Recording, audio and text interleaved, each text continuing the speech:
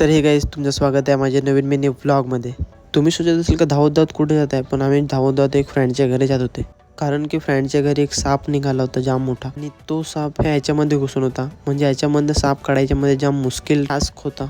तर गाईस एवढी मेहनत करता फायनली आम्हाला सापाची सेफ्टी हातामध्ये आली होती. पण साप एवढा ताकदवर होता ना का बाहेर निघायचं नावच नाही घेत होता. मग त्याला दुसऱ्या डायरेक्शनने पकडायची कोशिश केली, पण दुसऱ्या डायरेक्शनने हातामध्ये आला तो साप. आणि गाईस तुम्ही बघू शकता तो किती मोठा साप आहे. तुम्ही व्हिडिओमध्ये नुसते ते सेफ्टीच बघू शकतात किती मोठी दिसत आहे. म्हणजे सोचा तुम्ही किती मोठा साप असेल. आणि फायनली ते सापाला काढण्यात आम्हाला यश आलं. आणि गाईस तुम्ही सापाची साईज बघून तुम्ही सांगू शकता का सापाची साईज किती मोठी असेल. पण तरीही गाईस सापाला आम्ही दुखापत न होता व्यवस्थित बाहेर काढलं. फायनली गाईस तुम्ही बघू शकता किती मोठा साप होता. आणि हे सापाला आपल्या लँग्वेजमध्ये गाईस सांगतात धामण आणि इंग्लिशमध्ये रॅट स्नेक. मग टाइमपास न करता त्याला लवकरात लवकर तुम्ही पिशवीमध्ये भरलं. पण साप एवढा मोठा होता का पिशवीमध्ये जायला राजीत नव्हता.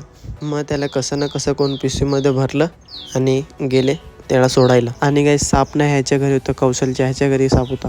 तर आम्ही लवकरात लवकर तिकडनं 4 जण आम्ही निघाले साप सोडायला.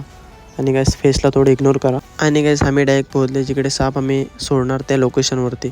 आणि हा रोनक बघा सापाला काढतो. हे बघून तुम्ही सोचू शकता का साप किती मोठा असेल. टाइमपास न करता आम्ही सापाला सोडून दिलं. मग सापाला बाय बाय करून आम्ही पण निघून गेले इकडनं.